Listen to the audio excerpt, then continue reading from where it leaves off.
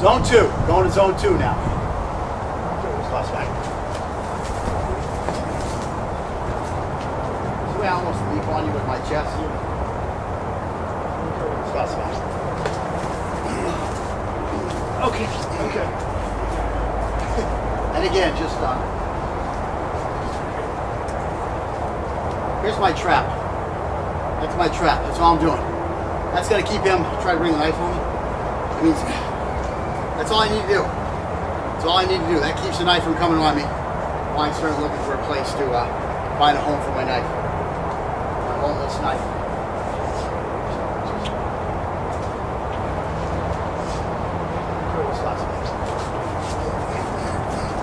This time I got it here. I got to catch.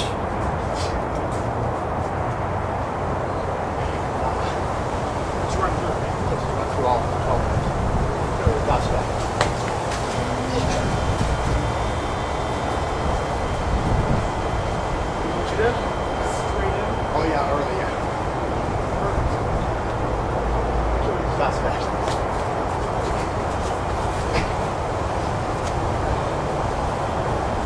You know, all I gotta do is lean on this arm. It's checked. Try to put the knife on. That's all I gotta do. That's just my chest. I'm trapping that here. Now you can turn towards me. Then I gotta get stuff involved. See how easy that works. I just did the touch that we did in those other drills. Everything just builds on top of each other. Just go through the whole thing like the way we're doing it. You're going to build those skills on top of each other.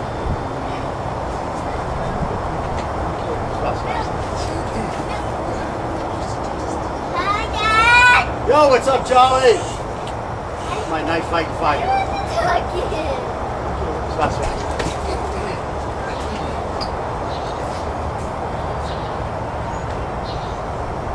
That's fast.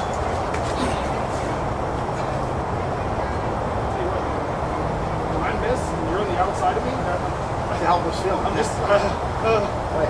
kind of go into this. Right. Stops back. And again, I'm not rolling the blade there because I see his hand up there. So I'm keeping the sharp end of the blade here. Just working on the outside of his neck. That's what he gives me. I need that lacquer. Paint varnish, lacquer varnish, whatever. I'm gonna kill you. Stop.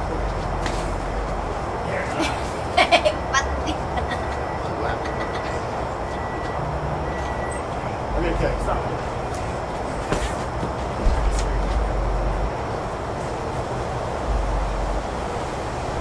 I'm gonna kill you. Stop.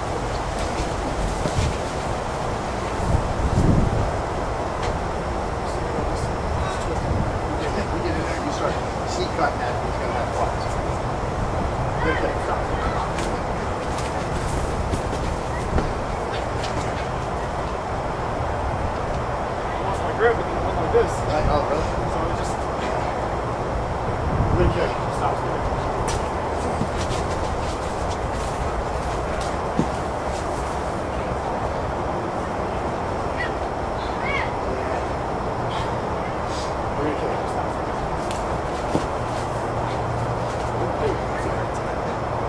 Try to get that blade. Get that blade up here. I'm still kind of confused on how you were getting my arm.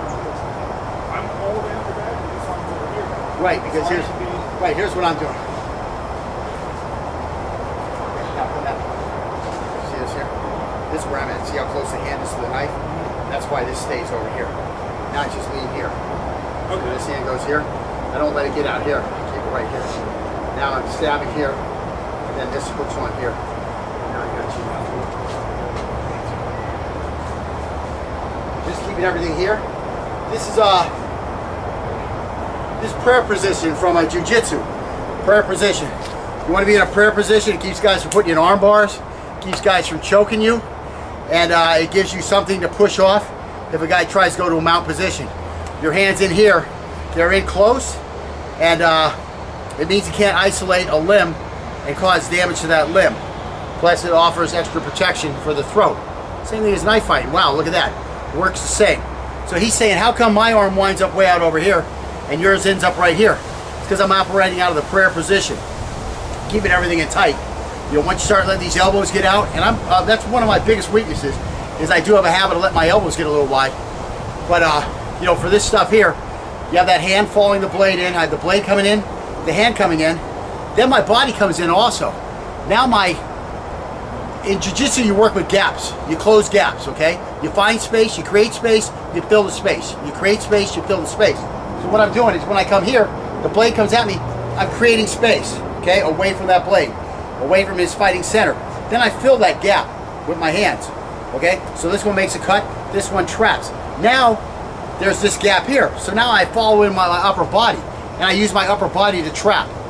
That now fills that space. That's from jiu-jitsu, doing a lot of jiu-jitsu, filling that space. That's why I'm doing this better than him probably. Is because of that jiu-jitsu, I'm used to filling the space. So I just bring this arm down. I don't let it get way over here. I just bring it down here. Now it's still in the fight, and what does it do? It hooks his knife arm. That's how I'm getting there, because he was asking me, how do you get there? So I'm explaining how I get there. I create a gap, I fill the gap with my hands. Now, I move my hand out of the way because I'm slashing down. Now there's a gap there again, so now I just move this hand out of the way and I fill that gap here. This hand's here, this hand's coming back up for a stab, or for that double tap, and then a stab, and this hand is making that catch, okay?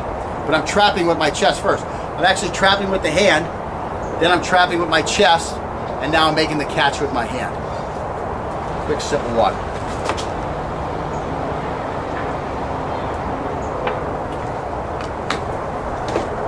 So again, now we're bringing the Wing Chun and the Brazilian Jiu-Jitsu together.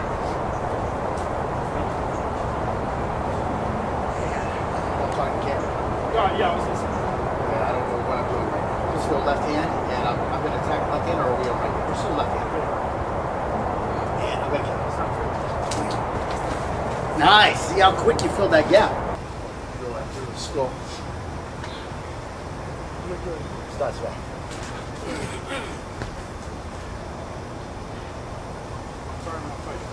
Yeah, and again, you'll notice, you know, after some of these slashes, I don't always come back to this chamber, but I still have to retract the blade. Now it's up here. I don't have room to bring it down here. I don't have time to go all the way back down to the chamber and come back. So I'll be here. And again, we'll look at this a little bit in positioning concepts in lesson 5, where, you know, it's like a gun. You know, a gun starts here. This is our holstered position, but we draw to a high ready. Again, same thing, Brazilian Jiu-Jitsu, you go to the ground, you know, you get to this lay and pray position. Same thing with a knife. We're starting here because this will let us get to our target quicker, and also because it protects the blade. It helps use our body to protect the blade. It makes it harder for somebody just to reach out and cut our hand, or to reach out and grab it.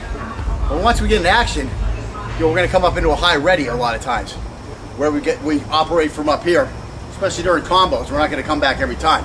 After we finish something, we want to come back here. But while we're in the middle of doing our work, you know, a lot of stuff's going to come back to this kind of a high ready position.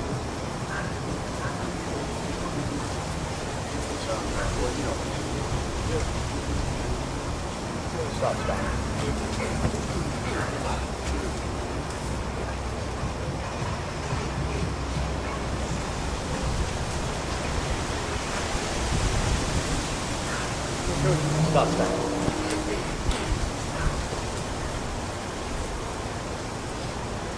That's back.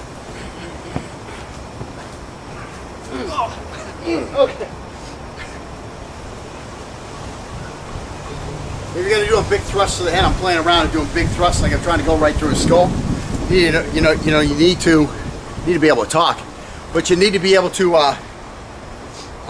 know the level of quality in your steel. Isn't going to be able to do that. I mean, I carry a cold steel Spartan blade, and you know, you see him stabbing through those the automobile hoods, the hoods of the automobiles. They're thrusting through that. I've seen a guy go through one of those folding metal chairs. He stabbed right through a folding metal chair, the seat. So you know that blade is, you know, strong enough to bash through a skull. But you got to watch out, you know, if you're buying a cheap import blade, or you know, you're buying something that isn't list pricing for around $100. You got to be suspect with that steel.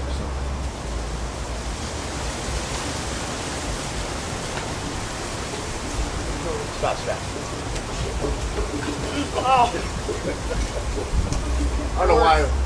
Yeah, it's just working good. I mean, but My problem is he's getting good now and he doesn't give me that neck, you know? I gotta fight for that neck, so I'm saying, you know, as soon as I get up there, I see hands up there, I'm saying just F it. Boom, going right through that skull. Stops back.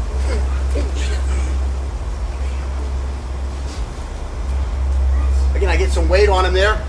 I get him leaned over. I got him trapped here and I got some weight on him. Now he could probably turn that knife to my leg and maybe get a cut in. But again, I'm already back here and I'm putting that right into his brain housing group. So he's gonna have a problem.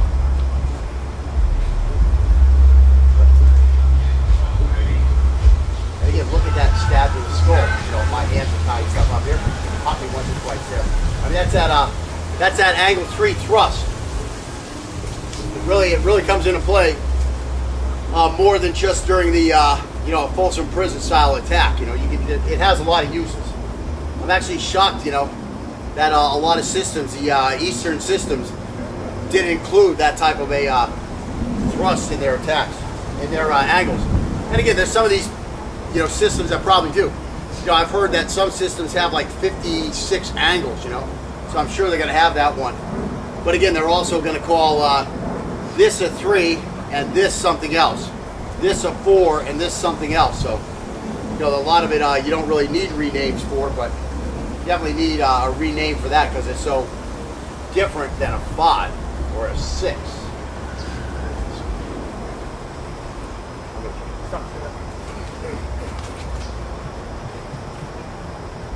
All right, so a little reverse grip. Stops back. Thank you. Just clothesline it. Stops back.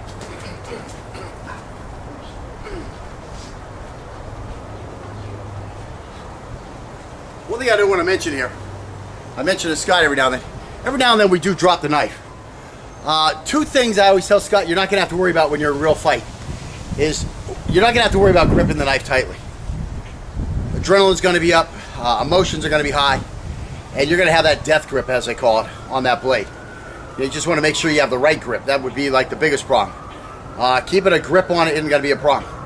The other problem is getting low into a nice low fighting stance. You're not going to have to train that stuff in. That stuff is already trained in.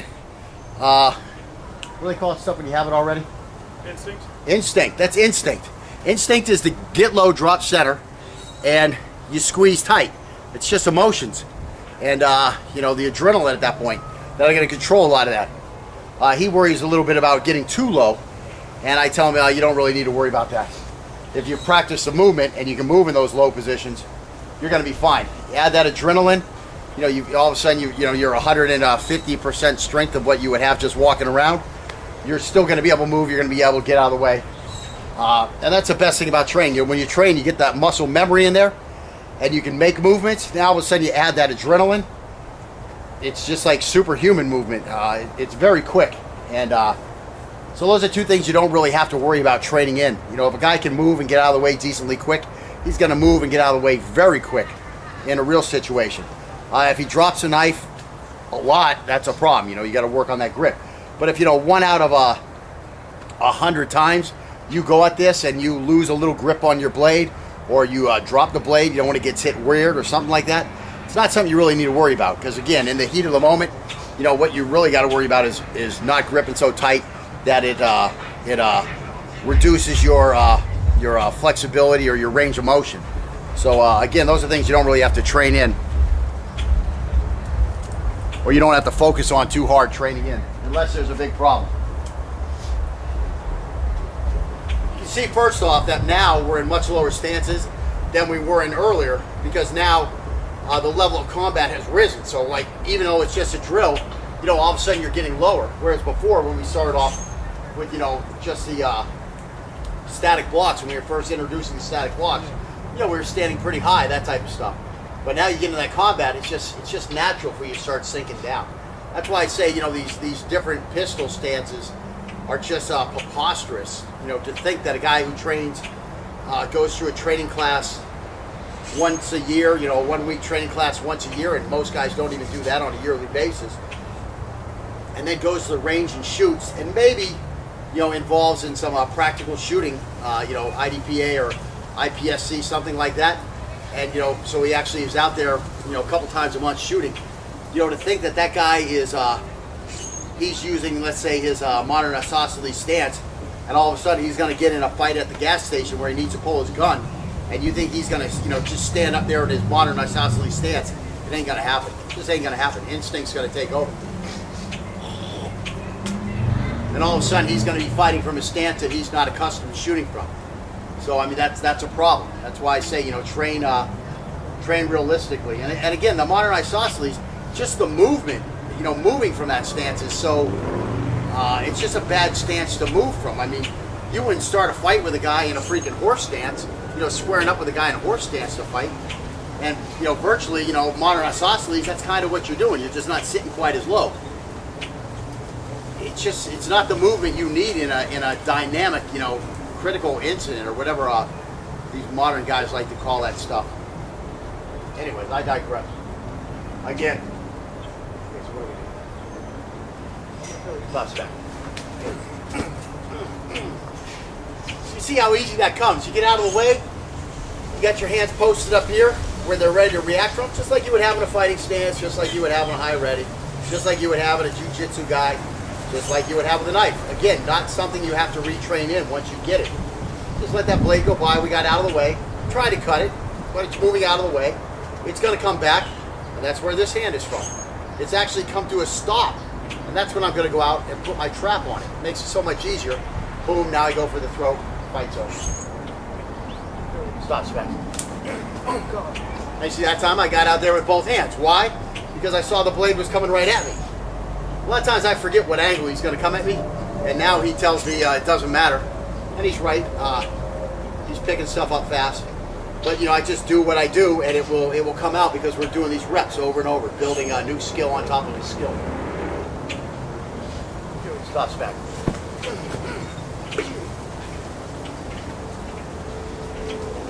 Stops back.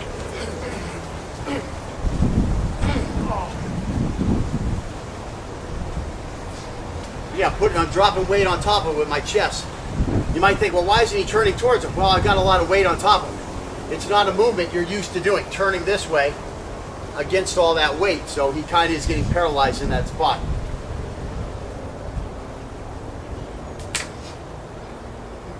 Stops back. Oh, shit.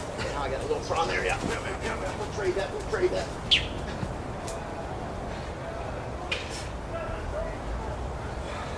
Stops back.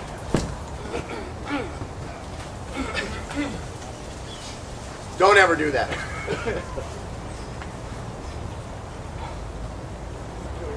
Stops back. You know, a lot of people talk about disable the knife, disable the knife, disable the knife. It's a little too focused. It's a little too thinly focused. Disable the fighting system. Pop one of these in his skull. You don't have to worry about that. He's going to drop it, or he's going to drop, you know, you do that. Slash him 3 times here. Roll the blade, slash him once here. Worry about the weapon system. This knife by itself ain't going to hurt you. I mean, if I could get the knife out, yeah, I would, but where am I really going to get the knife out? I have a knife in my hand. I've seen some idiots do moves like this, where they're going to pull the knife out like that. I mean, it's so stupid to A, have accepted that technique from someone, and it's even stupider to B, to have brought that technique into, you know, whatever you're teaching. There's just preposterous stuff out there. I mean, you really think that if this guy has a death grip on this knife, you're really just going to pull this right out of his hand? Come on, man. Living in a fairy tale world. You must be Timmy Turner. Shout out for Timmy Turner. You're not killing Timmy Turner, though. I have kids, lots of kids, so always a cartoon on. Maybe I'll sing the SpongeBob song before the thing's over. There you go. Oh, shit. All right. It just touched on it. Yeah. Touched really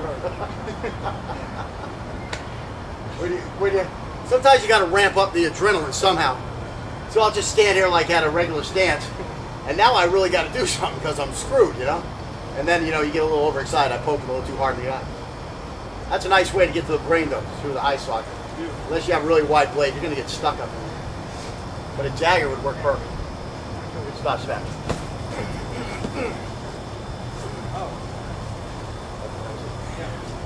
What am I doing? Chinese right? Is that what you did? Chinese left? That's no show. Qinghua Hung Fall!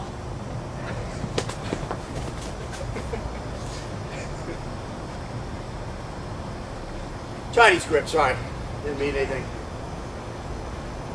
I gotta kill you. Stop, sit down.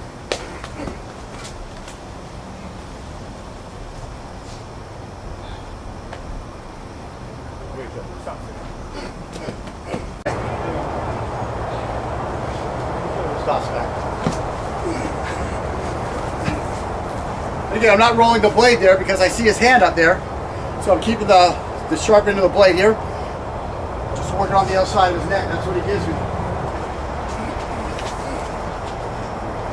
I need that lacquer on. Paint varnish, lacquer varnish, whatever. I'm gonna kill you. Stop.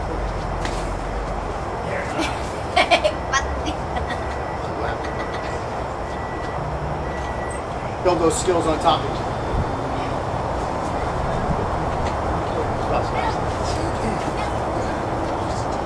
Hi, Dad. Yo, what's up, Charlie? My knife fighting fight. Stop smacking.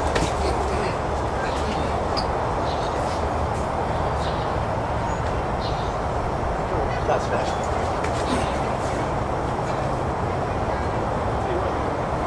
When I miss and you're on the outside of me, That's a helpless feeling. I'm just right.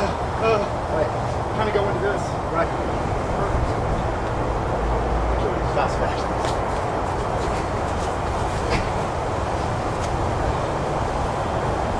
You know, all I gotta do is lean on this arm. It's checked. Better put the knife on. That's all I gotta do. That's just my chest. I'm trapping that here. Now you can turn towards me. Then I gotta get stuff involved. See how easy that works. I just did the touch that we did in those other drills. Everything just builds on top of each other. Just go through the whole thing like the way we're doing it.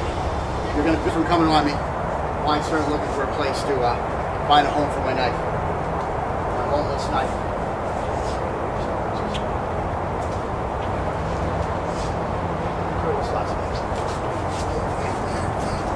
This time I got it here, I got a catch.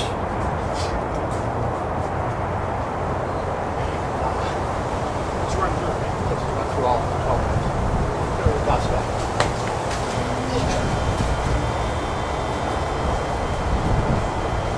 What you did? Straight in. Oh yeah, early, yeah. Zone 2. Going to zone 2 now.